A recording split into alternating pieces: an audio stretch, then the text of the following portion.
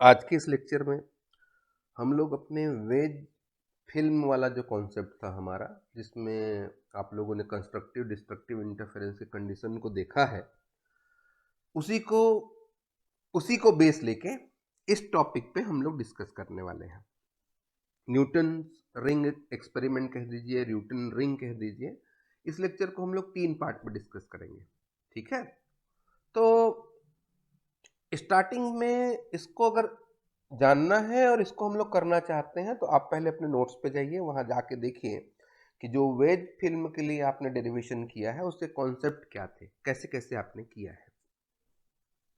तब जाके आप इस न्यूटन रिंग वाले टॉपिक को एंजॉय कर पाएंगे, समझ पाएंगे, ठीक है। चलिए एंटर करते हैं। न्यूटन वलय, वलय मतलब रिंग, रिंग मतलब वो जो हम लोग पहनते हैं, ऐसा कुछ लग रहा है इसमें। क्या किए होंगे, सॉरी, क्या किए होंगे इसके लिए। सबसे पहले अगर आप देखते हैं कि इंटरफेरेंस पे study, young double slit experiment देखा आपने, जिसमें क्या किया था आप लोगों ने, एक लाइट सोर्स लिया था, उसको 2 स्लीट से पास करवाया था, तो एस जो लाइट सोर्स था उसके S1 और S2 बनाए थे। क्लियर है बात। वैसे ही बाइप्रिज्म एक्सपेरिमेंट जब हुआ तो बाइप्रिज्म एक्सपेरिमेंट में भी आपने एक लाइट सोर्स एस लिया था और उसको बाइप्रिज्म पे इंसिडेंट करवाने के बाद आप लोग को S1 और S2 अपीयर हुआ था। अल्टीमेट कंक्लूजन क्या निकल रहा है, हम लोग एक लाइट सोर्स लेते हैं, उससे 2 लाइट सोर्स क्रिएट करवाते हैं, या एक लाइट सोर्स से 2 हम लोग कोहेरेंट सोर्स प्रोड्यूस करवा लेते हैं, तो एक लाइट रे आएगा और उससे 2 रे हम लोग क्रिएट करेंगे। ये कॉन्सेप्ट समझ में आ रहा है। इसी कॉन्सेप्ट को लेके न्यूटन ने अपना एक्सपेरिमेंट स्टार्ट किया। न्यूटन ने क्या किया, इन्होंने भी इंटरफेरेंस पैटर्न को स्टडी करना चाहा। स्टडी करने के लिए आप सबसे पहले क्या इंस्ट्रक्शन देंगे न्यूटन सर को? आप बोलेंगे सर देखिए, इंटरफेरेंस अगर निकालना है तो हमको एक लाइट सोर्स लेना पड़ेगा और उस एक लाइट सोर्स से जो रे आएंगे, जो रे मिलेगा, उस रे को हम लोग को क्या कर देना होगा, जो रे मिल रहा है हम लोग को उसको डिवाइड करना पड़ेगा। कितने पार्ट में डिवाइड करेंगे? तो बोले कम से कम 2 चाहिए, ज्यादा कर सकते हैं आप, तो मिनिमम 2 लाइट रे चाहिए आपको और कोहेरेंट होने चाहिए वो, ठीक है। तो इसके लिए न्यूटन सर ने क्या किया, न्यूटन सर कहते हैं एक तो बड़े साइज का लेंस ले लिया जिसका रेडियस ऑफ कर्वेचर बहुत ज्यादा है। ज्यादा रेडियस ऑफ कर्वेचर वाले लेंस के एक पार्ट को इन्होंने कट कर लिया, ठीक है, इस तरीके से। एक बड़े से लेंस के, एक बड़े से कॉन्वेक्स लेंस के एक पार्ट को इस तरीके से उन्होंने कट किया। ये पूरा लेंस है, ये पूरा लेंस है, ये जो पूरा लेंस है इसका रेडियस, इसका सेंटर ये है और इसका रेडियस ऑफ कर्वेचर हम लोग कहते हैं बहुत ज्यादा है। ये रेडियस ऑफ कर्वेचर है इसका, ठीक। इसको इसको आप कट कर लीजिए। कट कर लिया। कट करने के बाद आपके पास क्या बचा, ये वाला सरफेस आपके पास आ गया। न्यूटन सर कहते हैं इस जो आपका सरफेस बना है, ये जो कॉन्वेक्स एरिया है, ये जो कॉन्वेक्स एरिया है ये वाला, इसको आप ऐसा कर दीजिए किसी ग्लास प्लेट के ऊपर रख दीजिए। तो जैसे ही आप इसको ग्लास प्लेट के ऊपर रखेंगे, आपका ये वाला नॉलेज दिख रहा होगा कि यहाँ कोई फिल्म बन जाएगी। अब जिस मीडियम में रहेगा, अभी एयर है अगर, तो एक एयर फिल्म बन जा रही है। क्लियर है ना। सिमिलरली इधर भी, और ये पूरे 3D में बनेगा। तो लेंस क्या होगा, तो पूरा चारों तरफ बनेगा ऐसी। लेंस को जब रखेंगे, अगर 3D फिगर आप लोग इमेजिन करें तो चारों तरफ में एक वेज शेप फिल्म बन रहा है पूरी डायरेक्शन में, ठीक है। न्यूटन सर का यही कहना था कि इसको हम लोग कट कर लेते हैं। किसको कट कर लेते हैं? एक बड़े से कॉन्वेक्स लेंस के एक पार्ट को कट करेंगे और इसको ग्लास प्लेट के ऊपर क्या कर देंगे, रख देते हैं। कैसे रखेंगे कि कॉन्वेक्स सरफेस इस प्लेट के कांटेक्ट में रहे, मतलब यहां पे देखिए कोई स्पेस नहीं है। तो ऐसा करने से लेंस, यानी कि प्लेनो कॉन्वेक्स लेंस कह दीजिए, समतलोत्तल लेंस और इस ग्लास प्लेट के बीच में एक वेज फिल्म बन जाएगा। कैसा वेज फिल्म बनेगा? राउंड शेप का। चारों तरफ नहीं बनेगा, अगर 3D देखें अगर आप, तो चारों तरफ वेज फिल्म बन जाएगा। वेज फिल्म वाला कॉन्सेप्ट आपके पास है।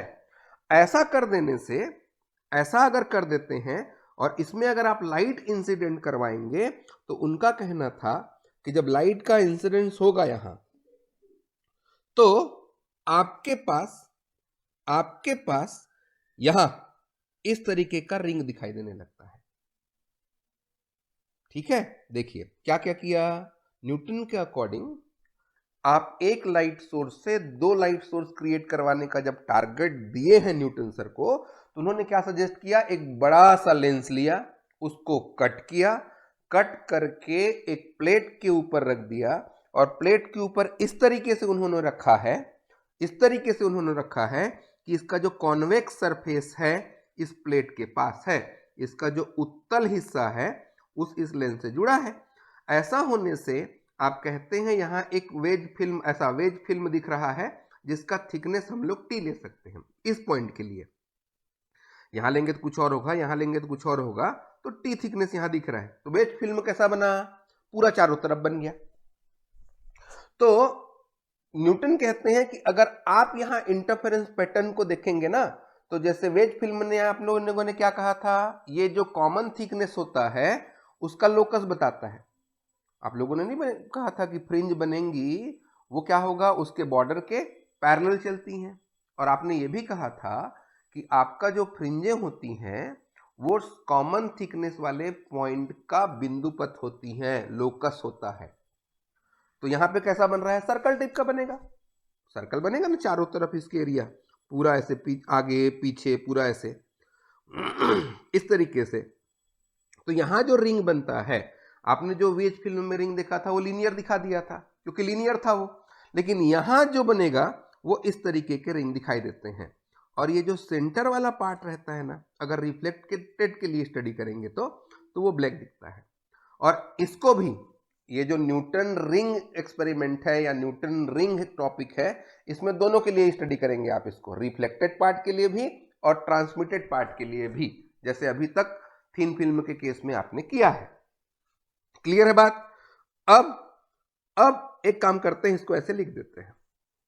ठीक, आप लोग को यही चीज लिखना होगा यहां कि इसको कट करेंगे, इसके ऊपर रखेंगे तो वेज फिल्म बनेगा।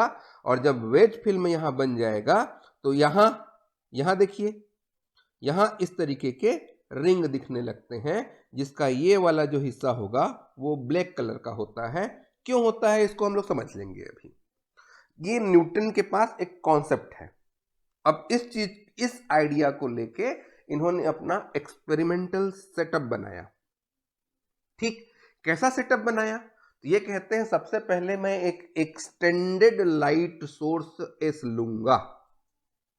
तो लाइट सोर्स सबसे पहले इन्होंने ले लिया, ये एक्सटेंडेड लाइट सोर्स इनके पास है। यहां से जो लाइट रे निकल रही हैं, लाइट रे बाहर की ओर निकलेंगी, तो आप क्या करिए, एक लेंस इसके सामने रख दीजिए और ऐसा रखिएगा लेंस को कि आपका ये लाइट सोर्स आपके लेंस के फोकस पर रहे। फोकस पर रहने से क्या फायदा होगा, अगर ये इसके फोकस पर है, आपका लाइट सोर्स अगर इसके फोकस पर है, तो ये जो लाइट इंसिडेंट होंगी ये क्या हो जाएंगे, ऐसे पैरेलल हो जाएंगे। क्लियर है बात।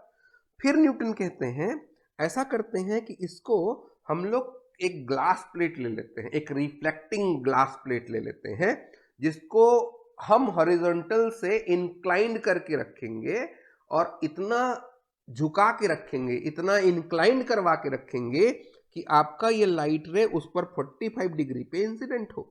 तो जब ये 45 डिग्री पे इंसिडेंट होंगे तो इनका क्या हो जाएगा, देखिए यहां से ये 45 डिग्री पर इंसिडेंट हुए, ये जो एंगल बना रहे हैं आप, ये 45 डिग्री पे इंसिडेंट हो गए। तो यहां इंसिडेंट होने के बाद ये 90 डिग्री पे ऐसे रिफ्लेक्ट होंगे और इस रिफ्लेक्टेड लाइट के नीचे ही हम अपना सेटअप को फिट कर देंगे। कौन सा सेटअप, वो जो लेंस था जिसका रेडियस ऑफ कर्वेचर बहुत ज्यादा था, उसके कॉन्वेक्स पार्ट को एक ग्लास प्लेट के ऊपर रखे थे तो वेज फिल्म बना था, उस सेटअप को इसके ऊपर रख दीजिए। तो जब इस सेटअप को आप इसके ऊपर रखेंगे, लाइट एक्चुअली सीधे सीधे जानी चाहिए, कंस्ट्रक्शन इशू है ये, सीधा सीधा जाएगा। तो यहां पे जब ये इंसिडेंट करेंगे नॉर्मली तो क्या करेंगे, ये सीधे सीधे जाएंगे यहां से, और जब ये लाइट रे यहां पे इंसिडेंट होके, देखिए ये वाले पॉइंट पे, ये वाले पॉइंट पे ऐसे इंसिडेंट होंगे, तो यहां से ये लाइट रे आएंगे तो इस सरफेस के लिए क्या होगा, ये परपेंडिकुलर आएंगे, मतलब नॉर्मली इंसिडेंट होंगे, तो बिना परावर्तित हुए सीधा इस कर्व सरफेस पे आएंगे। लेकिन कर्व सरफेस में यहां से क्या होगा, आपको रिफ्लेक्शन दिखेगा, ठीक है।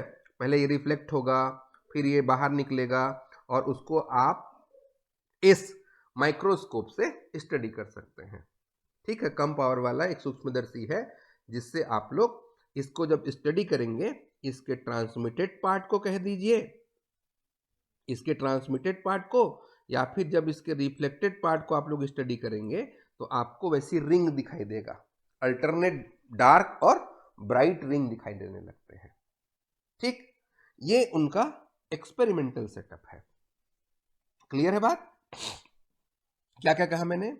आपको एक एक्सटेंडेड लाइट सोर्स लेना है और इसको इस तरीके से, इसके सामने लेंस L1 को इस तरीके से रखना है कि ये S इसके फोकस पर रहे, ताकि इंसिडेंट लाइट पैरेलल हो और हॉरिजॉन्टल पे इंक्लाइंड ग्लास प्लेट के ऊपर 45 डिग्री पे इंसिडेंट हो सके। उसके बाद ये ग्लास प्लेट क्या करेंगे, इस लाइट रे को रिफ्लेक्ट कर देंगे, और इस रिफ्लेक्टेड रे से आप लोग को जो रिफ्लेक्टेड और रिफ्रैक्टेड रे मिलेंगे, है ना। ये जो वेज फिल्म बना है, ये जो वेज फिल्म बना है, इसके ऊपर और नीचे के हिस्से से इस लाइट रे का रिफ्लेक्शन होगा और ट्रांसमिशन होगा। उनके बीच में अगर आप लोग इंटरफेरेंस पैटर्न को स्टडी करेंगे तो आप लोग को न्यूटन रिंग दिखाई देगा, जिसे आप इस कम शक्ति वाले लो पावर माइक्रोस्कोप M से ऑब्जर्व कर सकते हैं, देख सकते हैं। क्लियर है बात? ये था एक्सपेरिमेंटल अरेंजमेंट न्यूटन का। देखिए इंट्रोडक्शन पार्ट में आप क्या बता दीजिएगा, कैसे करेंगे, ठीक। और उसके बाद उनका एक्सपेरिमेंटल अरेंजमेंट में आपको ये बता देना है। उसके बाद अब रिंग बने कैसे, इसके बारे में बात करते हैं। जैसा कि हम जानते हैं कि इस अरेंजमेंट में आपके पास एक वेज फिल्म बन रहा है। इस वेज फिल्म में अगर मैं एक लाइट रे लूं जो नॉर्मली इसके प्लेन सरफेस पे इंसिडेंट हो रहा है, तो ये विदाउट रिफ्लेक्शन ये सीधे सीधे यहां बी पॉइंट पे आके टकराएगा।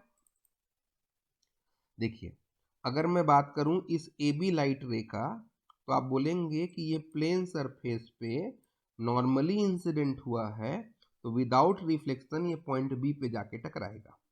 क्लियर है बात? उसके बाद इस बी पॉइंट से आपके लाइट रे का क्या हो जाएगा, इधर क्या होंगे, ये रिफ्लेक्ट हो जाएंगे इस बी पॉइंट से पार्शियली, और इधर ये क्या हो जाएगा, यहां से ये रिफ्रैक्ट हो जाएंगे। फ्रॉम कहां, glass to this wedge film.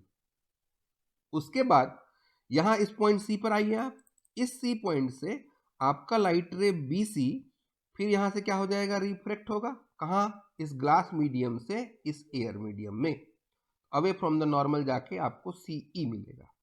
फिर क्या हुआ, देखिए यहां से ये बी पॉइंट से आए और यहाँ का ग्लास प्लेट से टकरा गए डी पॉइंट पे, फिर यहां से इसका क्या होगा, यहां से इसका रिफ्लेक्शन होगा, और ये जो रिफ्लेक्शन हो रहा होगा वो कहां तक होगा, डीएफ डायरेक्शन में होगा, और डीएफ डायरेक्शन में जब ये लाइट रे यहां इंसिडेंट करेगा तो पार्शियली यहां से ये प्रोसेस ऐसे रिफ्लेक्ट होगा, और आप बोलेंगे यहां से इसका इस डायरेक्शन में एफजी डायरेक्शन में रिफ्लेक्शन होगा। देन अगेन ये कहां आके टकराएगा, इस जी पॉइंट पे, और यहां से फिर ऐसा वही वाला प्रोसेस, आपका पुराना प्रोसेस जैसा आप कहते हैं, इधर क्या हो जाएगा, इसका पार्शियली रिफ्लेक्शन होगा और यहां से ये ट्रांसमिट हो जाएगा। क्लियर है बात? क्लियर है यहां तक? क्या क्या बोला मैं, क्लियर है? मेरा ये कहना था कि ए बी लाइट रे इस प्लेन सरफेस पे इंसिडेंट होगा, और यहां इंसिडेंट होने के बाद इस बी पॉइंट से इसका पार्शियल रिफ्लेक्शन होगा, और पार्शियली ये रिफ्रैक्ट होके इस डी पॉइंट और सी पॉइंट पे जाएगा। सी पॉइंट से वापस आपके लाइट रे का इधर रिफ्लेक्शन होगा, लेकिन इधर ये रिफ्रैक्ट होगा सीई डायरेक्शन में। वैसे ही अगर बीडी लाइट रे की बात करें तो ये डीएफ डायरेक्शन में रिफ्लेक्ट होंगे और इस डायरेक्शन में रिफ्रैक्ट होंगे। यहां एफ पॉइंट पे आके देखिए आप, तो इस एफ पॉइंट से इधर इस डायरेक्शन में रिफ्लेक्शन होगा, लेकिन एफ जी डायरेक्शन में, इस एफ जी डायरेक्शन में ये रिफ्रैक्ट होगा और वापस यहां जी पॉइंट से फिर से इधर रिफ्लेक्शन होगा और जी एच डायरेक्शन में आपका ये ट्रांसमिट हो जाएंगे। इस तरीके से इस ए बी लाइट रे से, ये जो इंसिडेंट सिंगल लाइट रे है, इससे आप लोगों ने 2 लाइट रे कम से कम देख लिए, ऑब्जर्व कर लिया। ऐसे बहुत बन रहे हैं लेकिन कम से कम 2 तो दिख गए।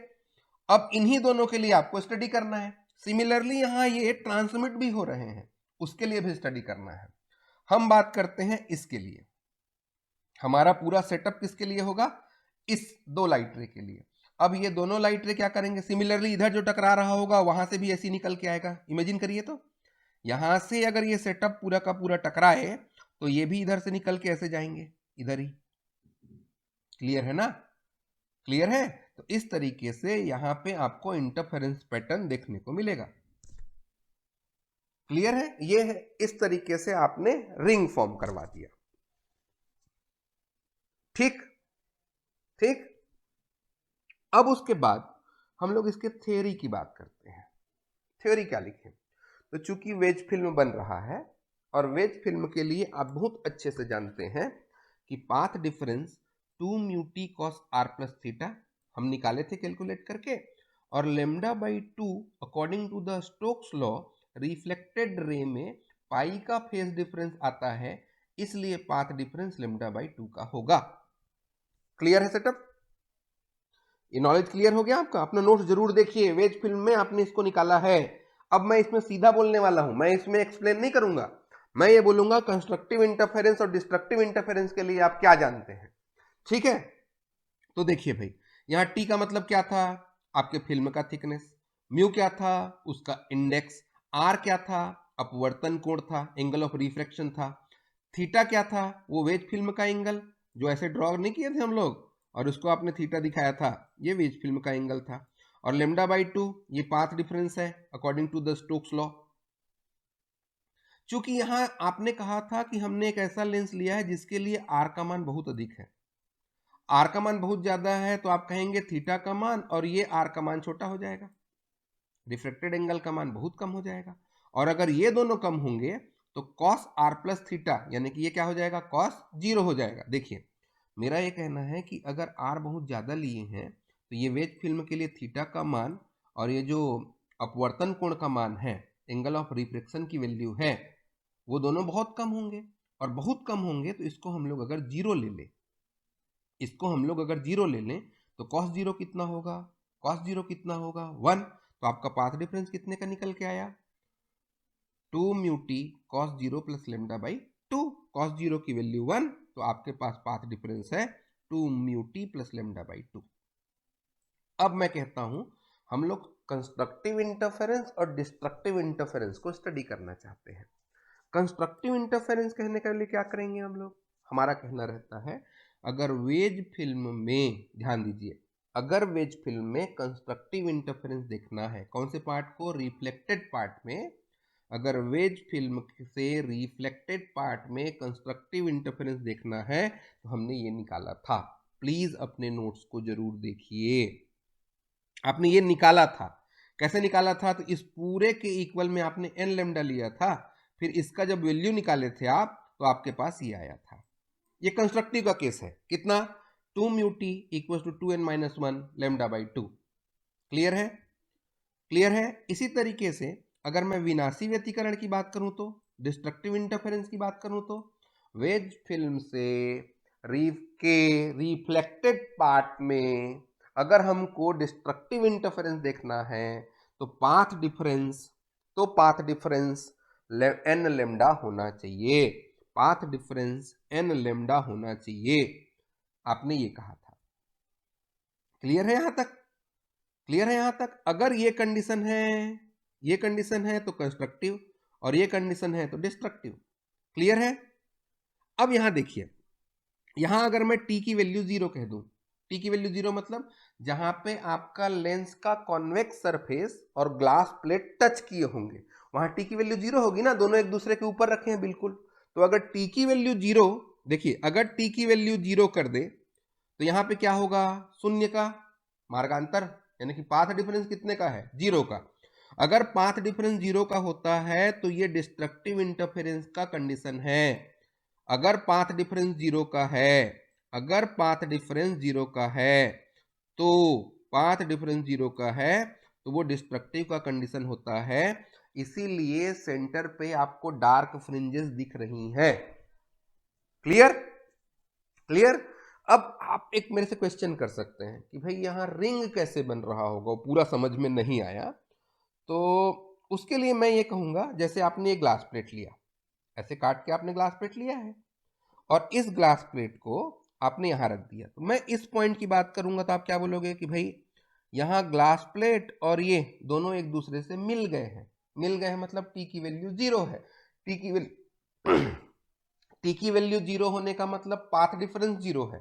और अगर पाथ डिफरेंस 0 है तो यहां डार्क फ्रिंजेस बनेंगी, क्योंकि 0 किसका कंडीशन होगा, डिस्ट्रक्टिव इंटरफेरेंस का। ठीक ठीक। अब उसके बाद यहां पे देखिए, थोड़ा यहां गए तो कुछ और, यहां गए तो कुछ और, यहां गए तो कुछ और, यहां गए तो कुछ और, ऐसे thickness of the wedge film change हो रहा है। कैसे चेंज हो रहा है, तो पूरा चारों तरफ, इधर के पूरे चारों तरफ चेंज हो रहा है, ऐसे चारों तरफ होगा। तो यहां जो थिकनेस वाला स्ट्रक्चर है वो लीनियर नहीं बन रहा, ये जो थिकनेस टी वाला स्ट्रक्चर है वो सर्कुलर बनेगा ऐसे।